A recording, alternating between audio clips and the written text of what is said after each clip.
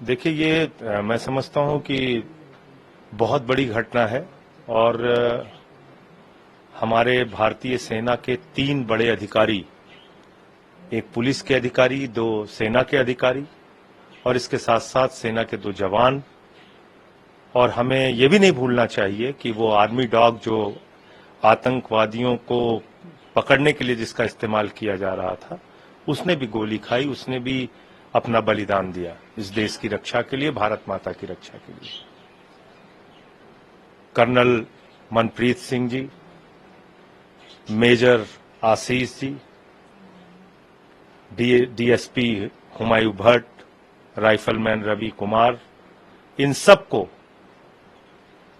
मैं अपनी श्रद्धांजलि अर्पित करता हूं, नमन करके इनके सर्वोच्च बलिदान को सिर झुका के नमन करता हूं और इनके परिजनों पे जो अपार कष्ट आया है, प्रभु उस कष्ट को सहन करने की शक्ति दे। मैं पढ़ रहा था कि कर्नल मनप्रीत सिंह जी को सेना मेडल से सम्मानित किया गया था। हुमायूं भट्ट बताया जा रहा है कि सिविल सर्विसेज क्लियर कर चुके थे, आईजी थे उनके पिताजी, और 2 महीने का उनका बच्चा है और अपने हैंडलर को बचाने के लिए आर्मी डॉग ने अपनी शहादत दी। मैं उसको भी शहीद मानूंगा, उसने भी अपने इस देश के लिए कुर्बानी दी है, बलिदान दिया है। लेकिन एक जानवर के मन में भी देश की रक्षा के लिए संवेदना है। मोदी जी की सरकार के मन में कोई संवेदना नहीं है। जिस वक्त हमारे शहीदों का जनाजा उठ रहा था, उस वक्त प्रधानमंत्री जश्न मना रहे थे। जिस वक्त भारत माता के वीर सपूतों के लिए मातम मनाया जा रहा था, उस वक्त भारतीय जनता पार्टी के कार्यालय में नरेंद्र मोदी जी, उनके कार्यकर्ता और उनके नेता मोदी मोदी के नारे लगाकर जुलूस निकाल रहे थे। मैं समझता हूं यह संवेदनहीनता की पराकाष्ठा है। ब्राजील के एक फुटबॉलर के लिए भी प्रधानमंत्री जी का ट्वीट आ जाता है। छोटी छोटी घटनाओं पर उनका ट्वीट और उनकी संवेदना आ जाती है।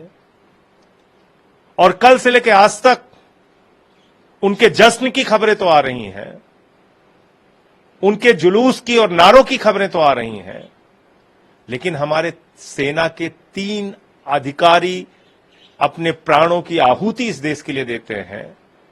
एक संवेदना का ट्वीट प्रधानमंत्री जी की ओर से नहीं आया। हमारे जवान शहीद हो गए, एक संवेदना का ट्वीट उनकी तरफ से नहीं आया। ये किस प्रकार की चिंता हमारे प्रधानमंत्री की देश के बारे में है। कभी पुलवामा होता है तो उत्तराखंड में शूटिंग कर रहे होते हैं, कभी कोरोना की महामारी से लाखों लोग मर रहे होते हैं तो बंगाल में चुनाव प्रचार कर रहे होते हैं, कभी हमारे सेना के अधिकारी अपने प्राणों की आहुति देते हैं देश की रक्षा के लिए तो G20 का जश्न मना रहे होते हैं, जुलूस निकाल रहे होते हैं। ये सब कुछ इस देश के लोग याद रखेंगे और समय आने पर इसका जवाब देंगे। मैं अपनी पार्टी की ओर से, अरविंद केजरीवाल जी की ओर से, भगवंत मान जी की ओर से, एक एक कार्यकर्ता की ओर से अपने वीर सपूतों को नमन करता हूं, उनके सर्वोच्च बलिदान को नमन करता हूं। ये देश कभी उनके बलिदान को भुला नहीं पाएगा।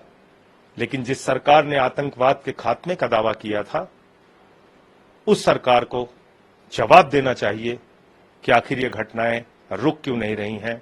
हमारे जवानों की शहादत कब तक होती रहेगी। पुलवामा हुआ, उसके बाद कई घटनाएं हुई।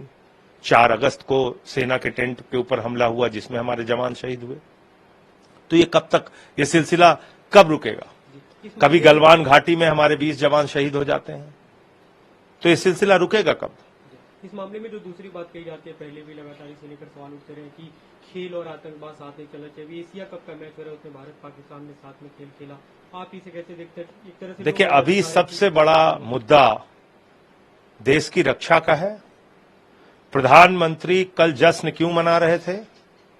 प्रधानमंत्री देश की रक्षा के बारे में क्या चिंता करते हैं और इस पूरी घटना पे सरकार क्या कदम उठाने जा रही है, इसको उनको सामने आके बताना चाहिए। वरना अभी पार्लियामेंट का जब स्पेशल सेशन बुलाया जाएगा, विशेष सत्र, उस दौरान आम आदमी पार्टी के जो सांसद हैं वो निश्चित रूप से इस विषय को संसद के अंदर उठाने का काम